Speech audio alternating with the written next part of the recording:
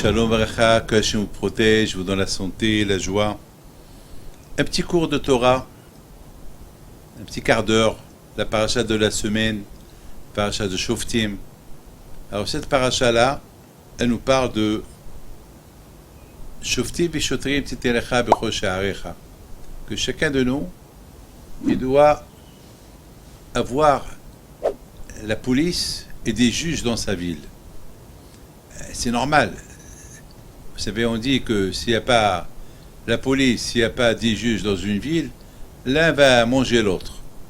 La police, elle fait de l'ordre. Et c'est la raison pourquoi la police, il faut la respecter. Parce que sans la police, il y aura le chaos total. Alors, la Torah dit que là où il y a du monde, je me rappelle au Maroc, ça jamais j'oublierai, au Maroc même, je parle du Maroc parce que je suis né là-bas, et même dans les petits villages où il y avait, je sais pas, il y avait des, vous savez, à l'époque, les Juifs, ils étaient un peu partout au Maroc. Il y avait même des villages dans la campagne, il y avait 10, 15 familles juives. Et pour ces 15 familles juives, ils avaient un rabbin, ils avaient un policier, et il y avait un juge en plus. Même pour 15 familles. Oui, il faut de l'ordre. Il faut de l'ordre. Jamais j'oublierai ça. Mes amis, Rabbi Haim Vital alav shalom, il donne une très belle explication. Il dit que l'être humain, c'est une ville. Il y a les yeux, il y a la bouche, il y a les oreilles. Et vous savez, avec la bouche, on peut faire beaucoup de dégâts. Avec les yeux, on peut voir beaucoup des choses qui sont sales. Avec les oreilles, on peut entendre de la shonara, la médisance. Alors, il dit Rabbi Haim Vital, Baruch Hashem, HaKadosh Baruch Hu, il n'a pas créé l'homme avec une bouche ouverte, ou les yeux qui ne se ferment pas. Non. Ou les oreilles qui sont toujours ouvertes. La bouche, on peut la fermer. On peut ne pas parler si on veut. Les yeux, on peut fermer les yeux pour ne pas voir ce qu'il ne faut pas voir. Les oreilles aussi, on peut les fermer. Ça veut dire qu'il faut avoir les portes. Il faut avoir des portes de partout. Des portes. Bon, Hachem, j'ai les portes, mais il faut que je les utilise. Voilà, le bon Dieu m'a donné les lèvres. Les lèvres pour fermer la bouche, ne pas parler. Akadosh Baruch Hu, il m'a donné pour fermer les yeux, il m'a donné Akadosh Baruch Hu pour fermer les oreilles. Donc, à moi d'utiliser ces portes que Akadosh Baruch Hu a créées en moi. Il ne faut pas qu'on arrive un jour chez le bon Dieu, et Hachem, et il ne faut pas m'en vouloir que j'ai parlé beaucoup de médisance parce que j'arrivais pas à m'arrêter. Oui, Akadosh Baruch Hu te dit, mais je te donne des lèvres. Je t'ai donné les lèvres, tu pouvais fermer ta bouche, ne pas parler. Mes amis, on est le mois d'Elul. Et le mois d'Elul, c'est le mois où on utilise beaucoup les lèvres. L'Islihot, la Teshuvah. Le mois d'Elul, c'est le mois où on utilise beaucoup les oreilles pour écouter un peu les prières. Le mois d'Elul, voir le livre, l'Islihot, prier, prendre conscience, faire un bilan de conscience, tout ce qu'on a fait pendant toute l'année. Le mois d'Elul. Et à Elul, le mois d'Elul, on dit Ani les Dodi Vedodi. Je suis pour Hachem et Hachem il est pour moi. Mais pour arriver à dire je suis pour Hachem et Hachem il est pour moi, il faut faire un bilan de conscience. Il faut faire une teshuva pour le manque de respect qu'on n'a pas respecté le prochain avec la bouche, avec les yeux. Beaucoup de fois on regarde des choses qu'on n'a pas le droit de regarder. J'ai vu quelqu'un la semaine dernière, j'ai vu quelqu'un qui était en train de voir une montre de son copain. Quelqu'un qui était assis pas loin de lui dans une table, il avait comme ça une belle montre, et l'autre il regardait, il faisait comme ça, il bougeait sa tête. Alors moi, je l'ai vu. Je lui ai dit, elle est belle la montre, hein. Il m'a dit, ah oui, elle est belle, hein. Je voudrais bien avoir une comme celle-là. Voilà. J'ai dit, mon fils, la Torah dit, le tahmoud, il ne faut pas envier. C'est tout. Si la Torah l'a dit, il ne faut pas envier. Beaucoup de fois, on voit une maison avec les yeux et on envie. On voit beaucoup de choses qu'on n'a pas le droit de voir. Alors c'est ça le mois d'Elul. Le mois d'Elul, c'est le mois de la Teshuvah. C'est le mois qu'il faut... Alors vous allez me poser une question, mais d'où on a les forces? D'où je vais avoir ces forces de ne pas voir, de ne pas de fermer les yeux, de ne pas parler ce qu'il ne faut pas parler, de ne pas écouter ce qu'il ne faut pas écouter. D'où j'ai ces forces? Comment? Mes amis, Hachem, il a donné en toi des forces. Il y a des forces. Quand je vois il t'a donné des forces. Si tu veux les utiliser, tu peux les utiliser. Il y a des forces qui sont invisibles dans le corps de la personne. C'est à la personne de savoir comment les utiliser. Il n'y a pas. On a une neshama. Regardez Abraham Abinu, Yitzhak Abinu, Yaakov Abinu, tous les tzadikim qu'on a eus. Et c'est des êtres humains comme tout le monde. Et ils sont Superman? Non. Ils sont comme vous, comme nous, comme tout le monde. Mais ils ont réussi. Pourquoi? Parce qu'ils ont utilisé les forces qu'Hachem leur a données. Vous savez, j'ai rencontré quelqu'un à New York. Il a 15 ans. Il dit, Rabbi David, fais-moi une bracha que je suis comme mon père. Je lui dis, c'est qui ton père? Il dit, mon père est très connu. Il fait beaucoup de hesed. Il fait beaucoup de tzedaka. Il fait beaucoup de bien. Je veux être comme lui. Je veux avoir la force d'être comme lui. Je veux pas... Et surtout, je suis le seul garçon unique dans la famille. Et je sais que mon père, après 120 ans, je vais hériter tout. Je vais hériter tout. Et je veux pas être gourmand. Je veux être comme lui. Alors je dis, mon fils, si tu me parles comme ça, c'est que tu peux être comme ça. Si tu es capable de parler comme ça à l'âge de 15 ans, c'est que tu peux être comme ça. Alors continue.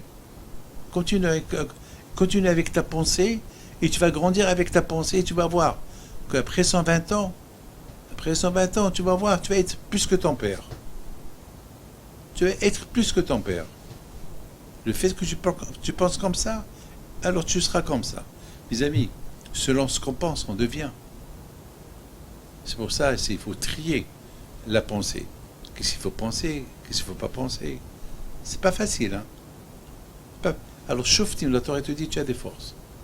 Vous savez que David Ameller, il dit, Hatzot alayla akum leodotla. À minuit, je me lève pour te donner des éloges.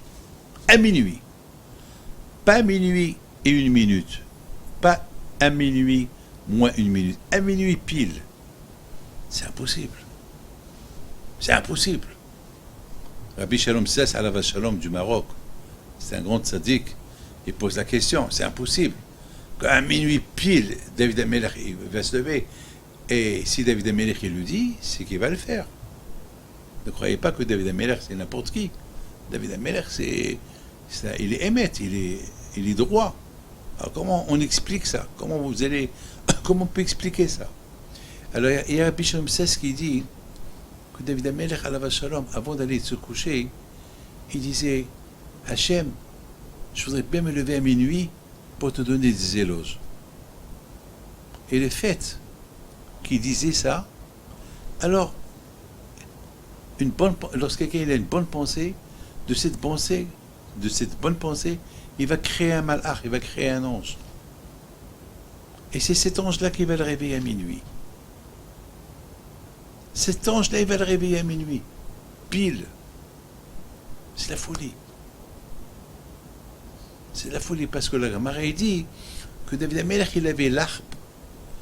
Et à minuit, il y avait un vent qui va rentrer dans sa chambre. Il va toucher les fils de l'arpe. Et ça va sonner. Alors, c'est quoi? Chaque minuit, il y a le vent. Il y a des nuits qu'il n'y a pas de vent. Alors Rabbi Shalom Sess dit, le roi, c'est le malach. Ce vent-là, c'est le malach qui va naître de la bonne pensée. Mes amis, chacun, il a une façon. Comment créer, être bien. créer une force pour bien l'utiliser. J'ai vu des gens qui se... Ben, j'ai vu un monsieur, comment sa femme, elle l'insultait. Il faisait honte devant tout le monde. Il lui répond pas. Il la regarde, il lui dit ma chérie. J'ai pas compris. Quelle force. Quelle force. Cette femme-là, elle est tombée malade. Gravement malade. Il fallait voir comment il s'est occupé d'elle. Et même pendant qu'elle était malade, elle était nerveuse. Elle lui criait. Malade, au lit, à l'hôpital, elle lui criait. 2 fois, j'étais là-bas pour lui rendre visite. Et je lui ai dit, mais d'où tu as ces forces? Il me dit, Rabbi David, c'est ma femme. Il me dit, mais quelle force? Voilà. Ça, c'est des forces que la personne, il a. Il peut avoir. Il y a d'autres hommes que si leur femme, ils vont dire une phrase, ces hommes-là, ils vont répondre à leur femme 2 fois plus et ils risquent même à divorcer. Mes amis, chacun à Kadosh Baruch Hu, il lui a donné des forces. Mais c'est à toi d'utiliser ces forces, à toi de les développer, à toi de les découvrir et les réaliser. C'est tout. Vous savez, Rab Haïmi Brisk, alav shalom, une fois il a vu un chariot avec un vieux cocher et il frappait les chevaux. Alors le Rab du Brisk, il a posé une question à ses élèves. Comment ça se fait que ces chevaux-là ne se sont pas révoltés? Et pourquoi ils n'ont pas renversé la carrosse? Et pourquoi ils n'ont pas renversé la carrosse et cassé la tête à ce cocher-là, ce vieux-là, qui est en train de les frapper? Vous savez ce qu'il dit? Il dit parce que les chevaux, ils ne savent pas qu'ils sont forts. Ils ne réalisent pas qu'ils sont forts. Eux, ils ont été éduqués que pour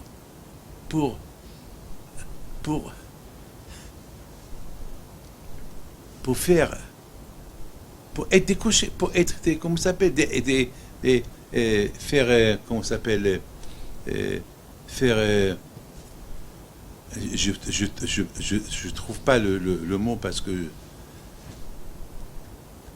être des conducteurs, conduire un chariot, c'est tout. Mais ils ne savent pas qu'ils sont forts.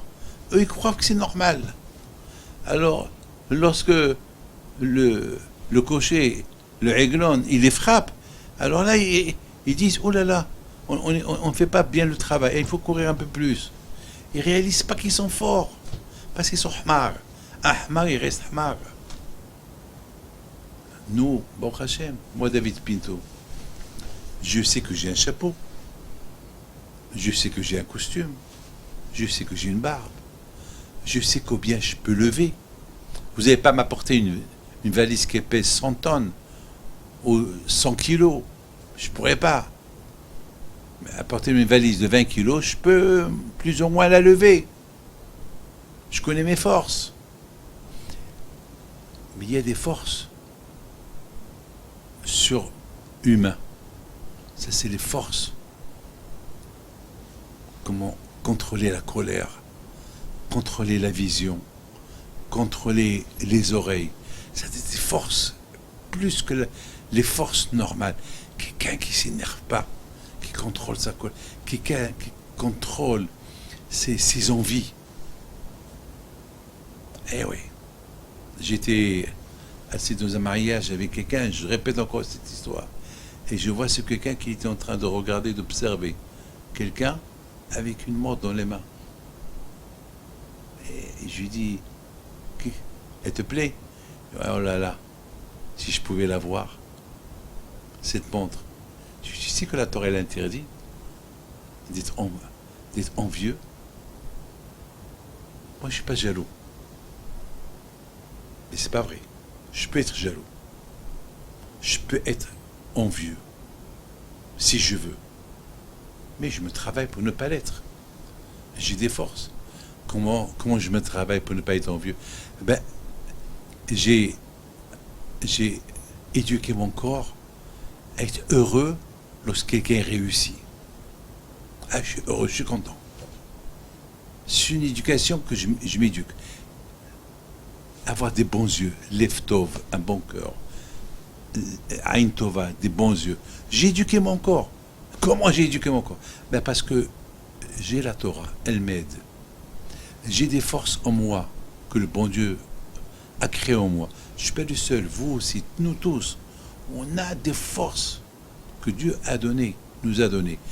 C'est à nous de les découvrir. On n'est pas des chevaux, qu'on ne sait pas, qu'on sait pas, on ne sait pas la limite de nos forces. Les tzadikim, ils ont des forces illimitées. Et c'est ça ce que la Torah te dit. Sois policier sur ton corps, sois juge sur ton corps, contre ce que tu vois, contre ce qui sort de ta bouche. Les gens ils dépensent de l'argent pour manger le kasher, mais lorsqu'ils parlent n'importe quoi. Ce matin, j'ai entendu 2 personnes qui critiquaient un rabbin. Je les regarde. Ils ont cru que je ne les ai pas entendus. Je dis, mais c'est bébé. Je dis, vous êtes religieux. Vous êtes religieux. Comment vous parlez comme ça? Et vous mangez que le super kasher. Comment vous parlez comme ça sur un rabbin? Ils n'avaient pas de réponse. Ah non, on n'a pas fait exprès, on n'a pas fait attention. Mais ils ont parlé. Contrôlez-vous. Il faut savoir se contrôler. Et c'est ça ce que la Torah dit. Shoftim v'shotrim titen lecha b'chosh ha'arecha. Hachim t'a donné des forces pour être juge, pour être policier, sur ta bouche, sur tes oreilles, ton corps, tes yeux. Regardez Pinhas. Pinhas, lorsqu'il a vu un homme qui l'a fauté avec une femme, qu'est-ce qu'il fait Pinhas? C'est écrit dans la Torah. Et ce monsieur-là, qui faute avec cette femme, avec une goya. Pinhas, il se lève, il prend une lance, et ce monsieur là-bas, Zimri, il avait des centaines, à savoir des milliers de gardes-corps, pour ne pas qu'il soit dérangé lorsqu'il était dans la tente avec la goya.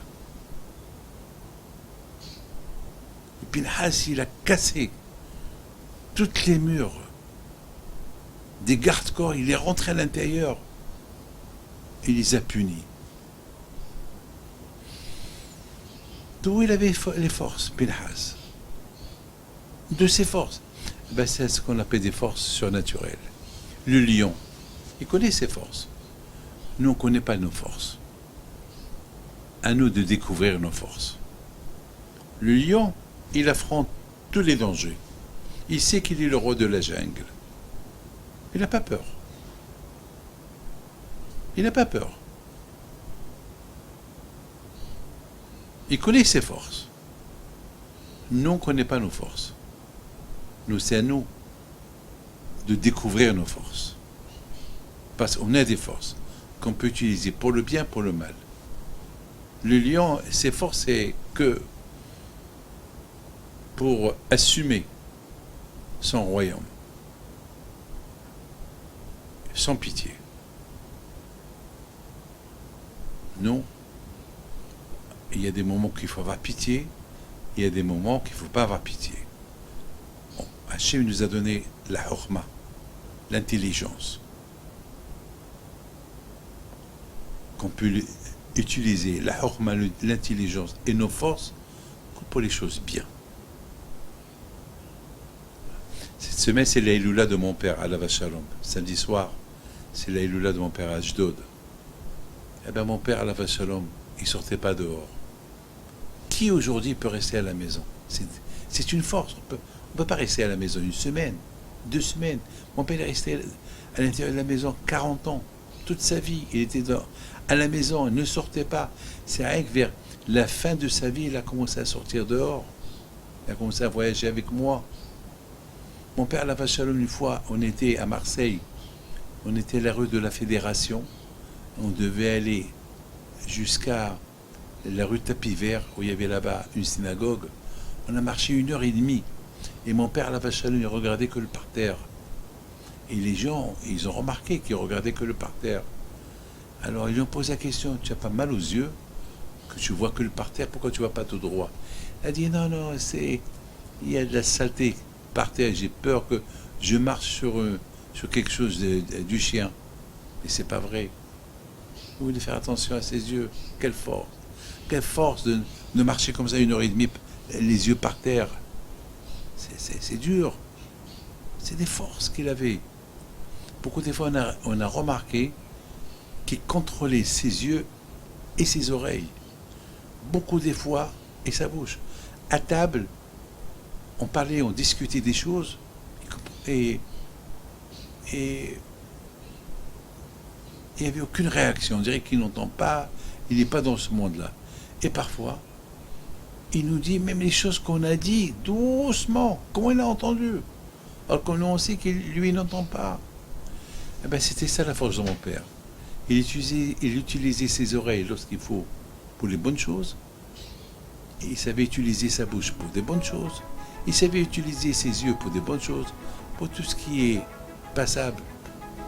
C'est dommage de perdre le temps en écoutant, en parlant, en voyant. Que son écoute soit avec vous. Et le bon Dieu vous protège. Amen.